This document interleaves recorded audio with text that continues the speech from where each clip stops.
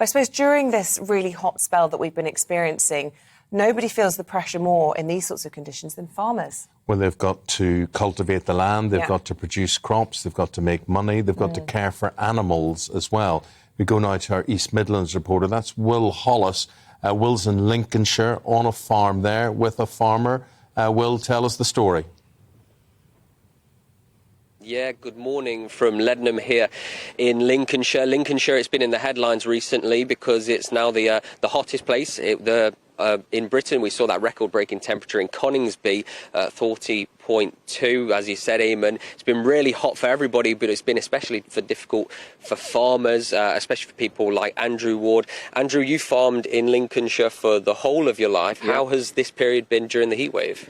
There's no doubt it has been the most intense period we ever had. I do remember the droughts in 1976, but they were far longer than this one, but the heat wasn't as extreme. But the last couple of days we've had sort of 40 degrees for 2 days. But really our problems here in Lincolnshire started a long way before that. We've had a very dry spring, and so the ground is exceptionally dry underneath, so the crop's been able to pull moisture out the ground. That hasn't been happening for a long while, so this sort of weather period that we're in at the minute isn't really new to us.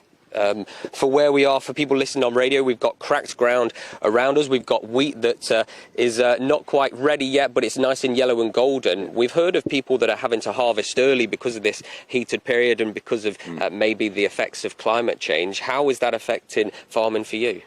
It really is affecting us properly here, because the crop wheat behind us now, it's a sort of yellowy golden colour.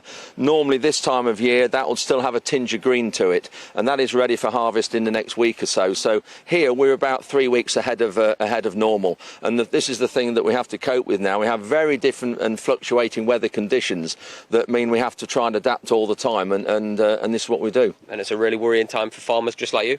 It is really, because the problem we've got is obviously our profit relies on how many tonnes we get out that field and put in the shed, and until we actually get the combine in the field here, we don't really know how much damage the weather has done. And of course, not far away as well, we've got a lot of vegetable areas in Lincolnshire here. Lincolnshire produces 27% of the nation's vegetables, and we've got situations there, I know, where workers, it's too hot for them to work. We've got machinery is overheating and boiling, we've got fields catching fire, so there are just huge problems at the minute with the weather. We've seen the fire service looking at a lot of grassland fires, woodland fires, as well as big fires in London. We're going to be taking a little bit of a walk around Andrew's farm to see if there was any damage. We see cracked drought-ridden ground all around us, and we'll hopefully bring you some more information as to what's been happening here in Lincolnshire later, Eamon and Isabel.